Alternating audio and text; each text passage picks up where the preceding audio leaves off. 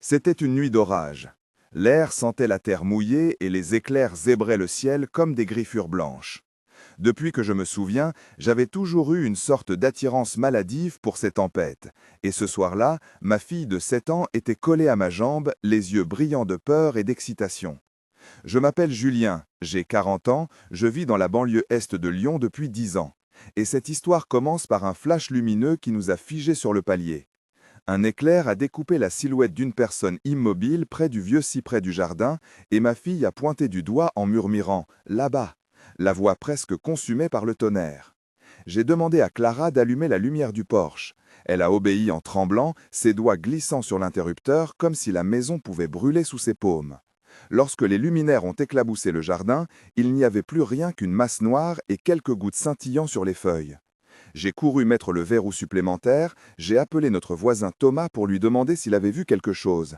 Il a dit non, et pourtant quelque chose en moi a continué de serrer ma poitrine. Ce que je vais vous raconter ne se réduit pas à une nuit d'orage. Cela a modifié notre routine, a mis en mouvement la police, a laissé un message que je n'ai jamais pu effacer et a changé la façon dont je ferme ma porte.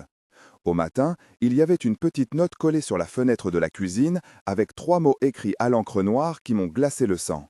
Je vais vous dire ce que disait cette note et pourquoi, depuis, je n'ai plus jamais dormi sans laisser la lumière du couloir allumée. Pensez un instant que ce que vous voyez pourrait être un signe, et que le signe pourrait être adressé à votre maison. Oseriez-vous écouter ces histoires et reconnaître que l'identité de l'intrus reste incertaine? Je me souviens parfaitement des détails qui, au début, semblaient insignifiants. La pluie tombait en rideaux réguliers, chaque goutte produisait un bruit sec sur le rebord de la fenêtre de la cuisine, une sorte de percussion qui tenait le rythme de notre anxiété. L'odeur d'ozone s'accrochait aux cheveux et à la peau, et le jardin avait l'odeur humide des feuilles écrasées. J'ai repensé à mon enfance dans un petit village de la Drôme, à la nuit où j'avais couru me cacher sous une table pendant un orage, et à la façon dont mon père m'avait pris dans ses bras en me disant que le bruit ne mord pas. Cette mémoire a un poids particulier dans cette histoire parce que j'ai grandi en supposant que tout pouvait être expliqué, que la peur était souvent une mauvaise lecture de signes anodins. J'avais étudié l'informatique, j'avais travaillé des années pour une entreprise de sécurité où je m'occupais des systèmes d'alarme et des caméras. Et cette formation technique m'avait appris à chercher des preuves, à mémoriser des schémas. Quelques années plus tôt, j'avais perdu ma mère à cause d'une maladie. Sa mort m'avait rendu hyper vigilant, parfois trop prudent, parfois trop lent à faire confiance. Aujourd'hui, je le sais, mais sur le moment, dans la nuit, j'ai laissé la prudence gagner et j'ai commencé à chercher des réponses immédiates.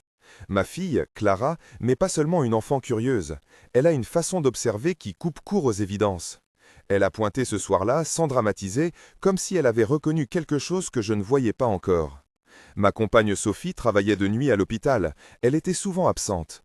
Et cette absence avait déjà créé un vide protecteur dans lequel je me croyais capable de tenir la maison.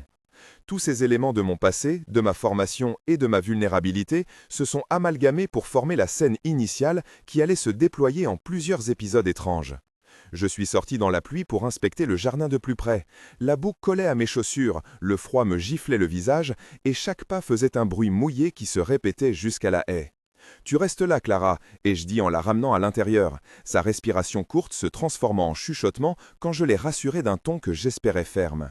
J'ai allumé ma lampe torche, le faisceau coupait l'obscurité comme un couteau et révélait des empreintes fraîches dans la pelouse. Des empreintes qui n'appartenaient ni à un chat ni à un chien.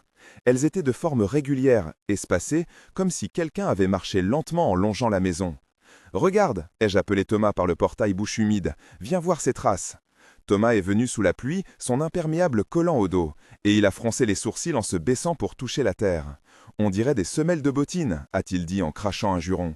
J'ai pris des photos avec mon téléphone et je suis resté étonné par la netteté des marques, comme si les semelles avaient un motif particulier.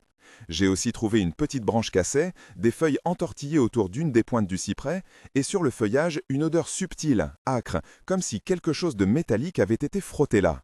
J'ai noté mentalement tout cela. Ces preuves tangibles étaient les seules choses à ma portée pour lutter contre l'absence de certitude. J'ai appelé la police locale et j'ai demandé qu'un officier passe pour constater. L'agent qui est venu s'appelait Laurent. Il avait l'air fatigué, il tenait un parapluie qui ne couvrait pas assez et il a inspecté les traces en silence. « Vous avez des caméras extérieures » m'a-t-il demandé. « Oui » ai-je répondu, mais elles ont un angle mort sur le côté où la haie cache tout. Il a sorti un petit carnet, a noté mes coordonnées, puis m'a expliqué calmement les procédures. On prend des photos, on relève des empreintes si possible, on vérifie les enregistrements des voisins, a-t-il dit. Ça peut être Un passant, un adolescent qui voulait faire une blague, ou pire.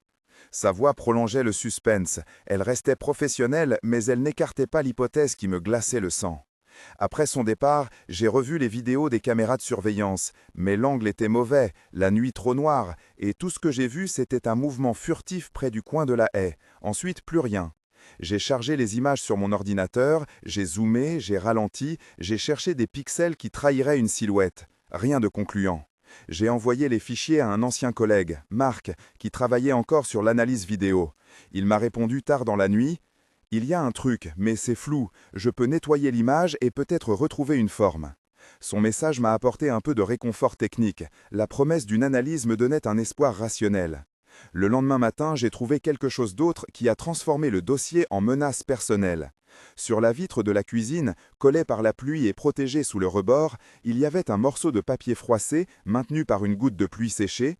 J'ai reconnu l'écriture comme étant droite, sans courbe, 3 mots simples alignés. Je vous vois. Je suis resté immobile, la note dans une main, la tasse de café encore chaude dans l'autre, le goût amer du café dilué me remontant à la gorge. J'ai appelé Sophie qui m'a répondu en pleurant à moitié dans le couloir. « Tu dois appeler la police tout de suite », m'a-t-elle dit. J'ai appelé Laurent de nouveau. Il est revenu avec une collègue, Isabelle, et un technicien qui recueillait des traces de fibres et des empreintes. Ils ont scanné la note et l'ont glissée dans un sachet plastique transparent. On va envoyer ça au laboratoire pour une analyse d'encre et de fibres, m'a dit Isabelle. Ce discours technique était rassurant, et pourtant il confirmait que l'événement sortait du banal. J'ai senti que la maison était devenue une scène. J'ai aussi publié une photo floue des empreintes sur un groupe de voisinage, sur une application, demandant si quelqu'un avait des caméras. Plusieurs voisins ont répondu, dont Claire, la voisine d'en face, qui a dit qu'elle avait vu une ombre qui s'attardait vers minuit, et Ahmed de l'atelier qui a proposé de monter des projecteurs temporaires. C'est à ce moment que j'ai inséré une petite question au public parce que je voulais savoir si d'autres avaient vécu cela et parce que la communauté peut aider à déchiffrer le sens d'un tel événement. Si vous étiez à ma place, je suppose que votre cœur aurait battu aussi fort. Vous vous seriez senti suivi alors que vous étiez chez vous. Partagez dans les commentaires si cela vous est déjà arrivé. Commencez par « oui, une fois » ou « jamais, mais » pour que ce soit facile à lire. Vos récits aident à comprendre ces rencontres et permettent à d'autres de se préparer. Et si vous avez des conseils pratiques sur la sécurité domestique, dites-les. Vos témoignages servent à créer un réseau où les expériences se recoupent et où l'on peut repérer des motifs. Merci pour vos commentaires. Maintenant, je reviens à cette nuit parce que ce qui s'est passé après rend tout cela plus prenant. Les jours suivants ont été une série d'échanges et d'actions. J'ai passé des heures au téléphone avec Marc, Thomas, Claire et d'autres voisins pour reconstituer des horaires. J'ai discuté avec Sophie de l'idée d'installer des caméras supplémentaires. J'ai entendu au moins 15 suppositions différentes. Un voleur, un harceleur, un déséquilibré, une mauvaise plaisanterie. J'ai aussi commencé à recevoir des messages anonymes sur mon téléphone, des textos sans numéro visible contenant parfois une seule image noire, parfois des mots brefs comme « prêt » ou « veille ». J'ai conservé tous ces messages et je les ai transférés à la police. Quand on parlait, beaucoup nommaient, et il faut que je vous donne des noms parce que la réaction communautaire a joué un rôle important. Marie de la boulangerie a laissé des croissants devant la porte pour nous encourager. Thomas a proposé de rester un soir pour surveiller. Karim, le facteur, a dit qu'il aurait du mal à circuler après minuit et a promis d'appeler si quelque chose clochait. Sophie a demandé à son collègue Julien de rester quelques nuits chez nous.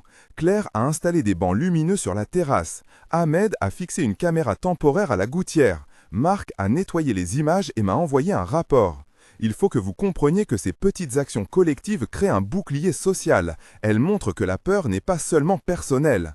La police a fait des rondes plus fréquentes. L'agent Laurent a laissé son numéro direct et Isabelle a promis une veille de 2 nuits. Ces gestes ont aidé à calmer le tumulte de mes pensées, mais la menace était tangible. Un après-midi, j'ai décidé d'aller plus loin dans mon enquête personnelle. Je suis sorti sans le dire, j'ai pris une veste sombre, une lampe et je me suis dirigé vers le parc derrière notre rue où quelques traces auraient pu mener.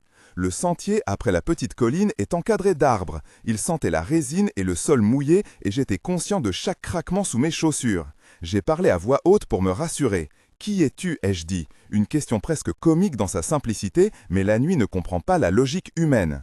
Alors que je progressais, j'ai entendu un bruit de pas à ma gauche. C'était léger, régulier, comme si quelqu'un suivait mon rythme mais à distance. Je me suis arrêté, j'ai allumé la lampe et j'ai vu une silhouette disparaître derrière un bosquet. « Hé !» ai-je crié, ma voix claquant comme une pierre lancée. « Attends !» La silhouette ne s'est pas arrêtée, mais s'est déplacée plus vite. J'ai couru, j'ai presque trébuché, et dans la course, j'ai frôlé un vêtement accroché à une branche. C'était une manche usée, un tissu synthétique abrasé. J'ai ramassé la manche et j'ai senti une odeur très particulière, métallique et froide. Ces indices, presque triviaux, ont donné lieu à une nouvelle procédure. J'ai mis le tissu dans un sac, je l'ai scellé, je l'ai étiqueté et je l'ai demandé à Marc d'envoyer l'échantillon au laboratoire. Les analyses ont montré des traces de saleté caractéristiques d'une zone industrielle proche de la gare, ce qui a ajouté une piste géographique. Ce que je n'avais pas anticipé, et qui m'a surpris par son intensité, c'était la nature humaine des échanges que j'ai eus pendant ces recherches. J'ai interrogé mon entourage, j'ai eu des discussions extrêmement longues avec Sophie, nous avons eu des échanges où nous avons presque crié parce que l'angoisse peut faire ressortir des choses refoulées. « Tu laissais la porte ouverte la dernière fois », m'a-t-elle reproché. « Tu as oublié de verrouiller la serrure secondaire. » « Je sais », ai-je répondu, en me sentant coupable et en même temps dévoré par la colère contre cette présence qui nous mettait en danger. J'ai eu aussi des conversations plus tendues avec Thomas, qui m'a dit qu'il pensait à déménager si la situation dégénérait. « Je ne veux pas que ma famille ait peur », m'a-t-il dit. Ces échanges ont été nécessaires pour comprendre comment la peur s'installe et se propage. Les choses ont pris un tour plus sinistre une semaine après le premier événement. Une nuit, vers 3 heures du matin, alors que je somnolais dans le canapé du salon parce que la peur m'empêchait d'aller au lit, j'ai entendu un coup contre la fenêtre de la chambre de Clara. C'était un bruit net, sec, répété 3 fois. Mon cœur s'est stoppé. Je me suis levé, j'ai pris la plus grosse lampe que j'avais et j'ai couru vers sa chambre. Clara était réveillée mais silencieuse, ses yeux grands ouverts, la couette serrée contre son menton. J'ai tiré les rideaux d'une main tremblante et j'ai vu une silhouette à la vitre. La silhouette plaquée contre le verre, le visage en contre-jour. Les gouttes de pluie sur la vitre faisaient des halos. Et quand l'éclair a percé le ciel, j'ai vu un visage qui n'était pas humain dans sa configuration. Il y avait un sourire trop large, une bouche qui semblait plus grande que la normale. J'ai reculé d'un pas, j'ai attrapé le téléphone et j'ai composé le numéro d'urgence en bégayant. La réceptionniste a dit qu'ils enverraient une patrouille. J'ai entendu Isabelle dire ensuite dans mon oreille que la dépêche était en route et que je devais rester à l'intérieur. J'ai verrouillé les portes, j'ai mis des chaises contre la porte du salon et j'ai pris un couteau par précaution. J'ai parlé doucement à Clara, je lui ai dit que tout irait bien, mais la vérité est que je sentais une panique sourde m'envahir. Le moment où quelqu'un frappe à la fenêtre de la chambre d'un enfant est une peur primitive. Cela n'appartient pas à la raison, cela s'imprime comme une brûlure. J'ai commencé à crier depuis le couloir « Qui est là ?» Mais la réponse a été un silence coupant, seulement le bruit de la pluie et un chuchotement lointain. 5 minutes plus tard, la police est arrivée. Laurent et un autre agent en tenue sont venus. Ils ont inspecté les alentours, ils ont trouvé des traces humides sur le rebord de la fenêtre et une forme d'empreinte presque effacée sur le muret en dessous. Ils ont dit que c'était le comportement d'un harceleur, qu'il cherchait à imposer sa présence. Après leur départ, nous avons installé des volets roulants et des capteurs aux fenêtres, et j'ai dorénavant gardé la porte de la chambre de Clara fermée à clé même en journée. Il y a eu des moments de tension que je dois détailler parce qu'ils ont façonné l'intensité de l'histoire. Un soir, alors que je faisais la veille dans le salon, j'ai entendu des bruits de pas sur le toit. C'était régulier, comme si quelqu'un marchait lentement en essayant de ne pas se faire entendre, mais chaque pas produisait un petit son sec. J'ai surpris ma propre respiration, j'ai pris l'échelle du garage et je suis monté sur le toit, la pluie battante m'aveuglant presque. J'ai avancé à 4 pattes, j'ai senti les ardoises glisser sous mes mains, et puis j'ai vu des marques sur la gouttière, des empreintes grises de boue. Mes mains tremblaient, mais j'ai réussi à décrocher un petit bout de tissu coincé dans un clou. Ces moments de tension m'ont coûté en énergie émotionnelle et physique. Une nuit, j'ai confronté une silhouette près du portail. Nous avons eu un échange direct. « Qui êtes-vous » ai-je demandé, la voix brisée. « Je ne voulais pas faire de mal » a dit une voix rauque. « Pourquoi êtes-vous là ?»« Pour te rappeler » a-t-elle répondu. Ce genre d'échange m'a donné la sensation d'un jeu mental cruel. Je dois inclure ici une explication technique courte sur la manière dont la police et le laboratoire ont traité la preuve, pour que vous compreniez le protocole. Les techniciens ont scellé les pièces avec des gants stériles, ils ont utilisé des tampons pour prélever des fibres et des résidus d'empreintes. Ils ont soumis la note et le tissu à une analyse d'encre et à une comparaison de fibres, et ils ont utilisé un logiciel de rehaussement sur la vidéo pour extraire des silhouettes. Ces méthodes sont standards et permettent d'isoler des indices même dans des enregistrements apparemment inutiles. Le phénomène n'a pas cessé. Après ces confrontations, les messages sont devenus plus précis. Un soir, j'ai reçu une photo prise depuis l'extérieur, floue, mais on distinguait notre portail, et à côté un objet déposé, peut-être un caillou, peut-être autre chose.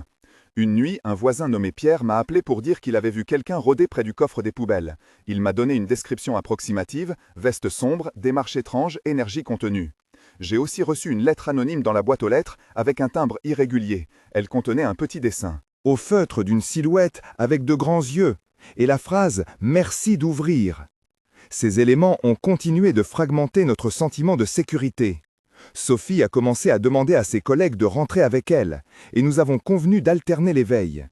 La communauté a organisé une réunion d'urgence, la mairie a envoyé un agent de prévention, et nous avons mis en place un groupe de surveillance sur l'application locale.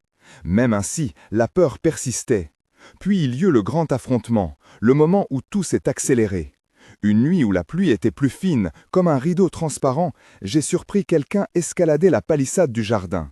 J'étais dehors, allumé en sentinelle près du garage, et j'ai vu sa silhouette se découper contre les projecteurs installés par Ahmed. L'individu a semblé hésiter, puis a bondi, se relevant avec une rapidité surprenante. « Qui êtes-vous » ai-je hurlé. « Descendez !» Il a souri, et d'un mouvement brutal, il a essayé d'ouvrir la portière du garage. J'ai perdu mon sang-froid, et je suis intervenu en premier. La lutte a été courte et violente, des mains me griffant la peau, un choc, le goût du fer dans ma bouche. Sophie est sortie en criant, elle a frappé l'intrus avec une étagère et il a reculé, un cri bref s'échappant de sa gorge. Nous avons réussi à le maîtriser jusqu'à l'arrivée de Laurent et de son équipe. Quand les policiers ont remis les menottes, l'homme a gardé un sourire étrange, presque satisfait. Ils l'ont tiré vers la voiture et dans le faisceau des phares, j'ai distingué son regard, un regard qui ne quittait pas Clara. L'épisode était fini, mais il laissait une cicatrice. L'individu arrêté s'appelait David selon la base de données. Il avait des antécédents pour des faits de nuisance et des conflits avec voisins.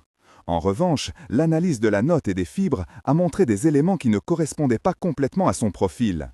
L'encre utilisée provenait d'un feutre spécial et des traces de salive sur la note ont révélé une correspondance partielle avec un profil génétique non encore identifié. La police a continué l'enquête et des perquisitions successives ont permis de trouver des objets appartenant à d'autres affaires. Malgré l'arrestation de David, certains détails restaient inexpliqués. Des messages anonymes continuaient d'arriver et certains voisins affirmaient observer des silhouettes qui ne semblaient pas liées au suspect enfermé. Ces incohérences ont alimenté une angoisse nouvelle. Et si, pire, quelqu'un utilisait l'émotion collective pour masquer autre chose ? J'ai eu 3 moments distincts de tension extrême que je dois décrire parce qu'ils ont déterminé le climax émotionnel. Le premier a été la première nuit du coup à la fenêtre de Clara, la peur incarnée, ce moment où je n'avais que mes mots et mes mains pour protéger. Le second a été la lutte au garage, un combat physique intense qui a confirmé que le danger pouvait devenir concret.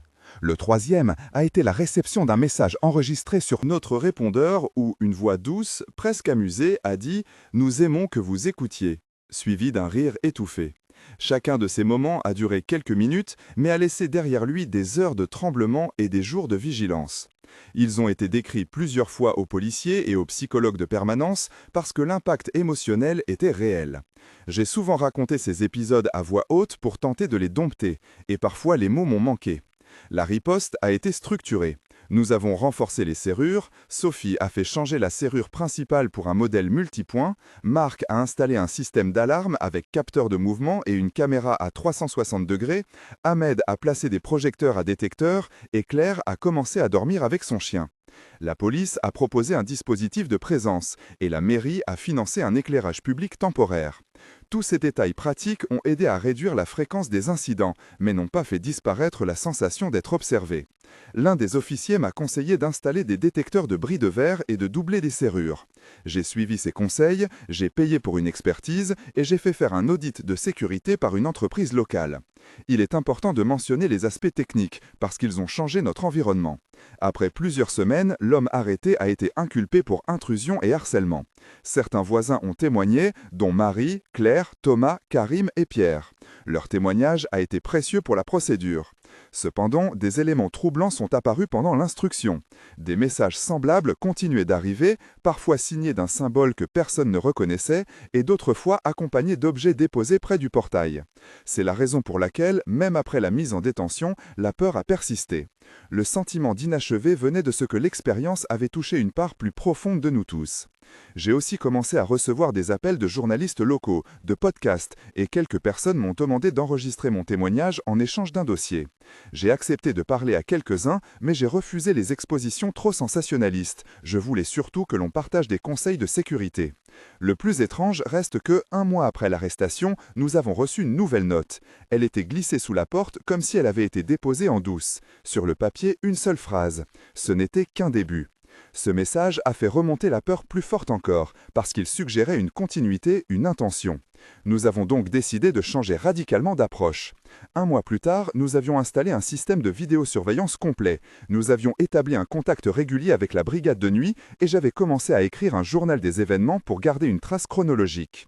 3 mois après les incidents, nous avions réduit nos sorties nocturnes. Sophie avait accepté de ne plus travailler tard quand c'était possible et Clara allait voir une psychologue pour enfants parce que son sommeil était Perturbé.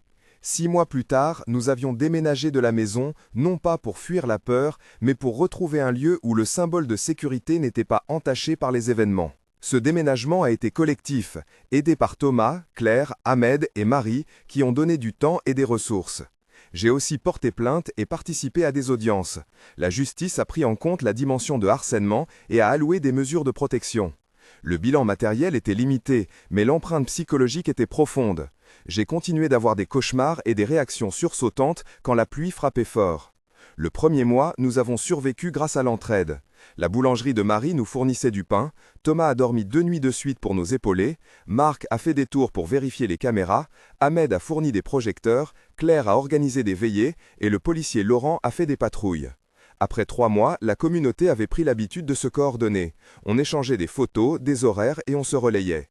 Après 6 mois, nous avions reconstruit un sentiment de sécurité, mais nous avions laissé des traces.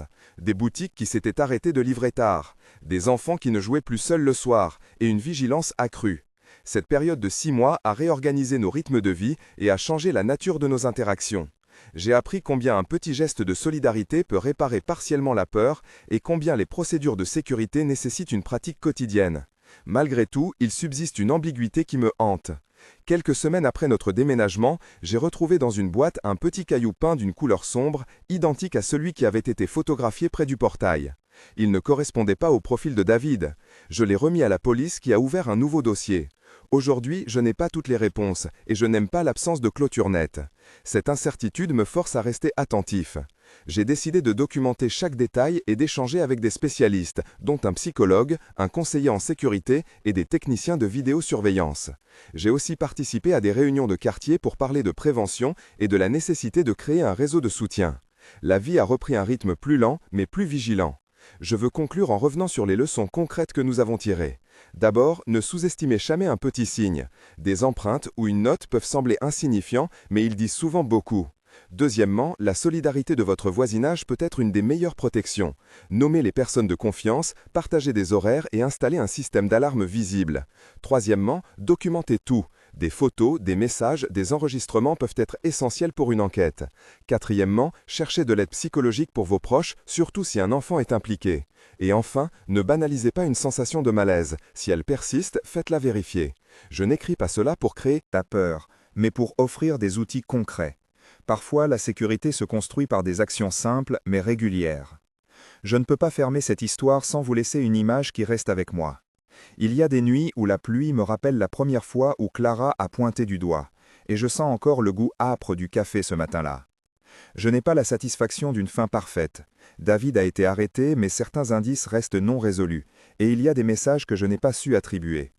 J'ai appris que la peur n'est pas seulement un état, mais une mémoire qui s'inscrit dans les gestes quotidiens de fermer, verrouiller, vérifier. Si vous avez une histoire semblable, commencez votre commentaire par « Je pense que » ou « Cela m'est arrivé » pour que la communauté puisse se retrouver et aider. Abonnez-vous si vous voulez entendre d'autres récits et des analyses sur la manière de se protéger, je partagerai des conseils techniques et des retours d'expérience.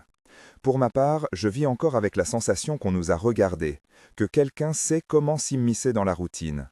Je souris parfois pour masquer l'inquiétude, mais je sais que la vigilance est désormais un compagnon permanent.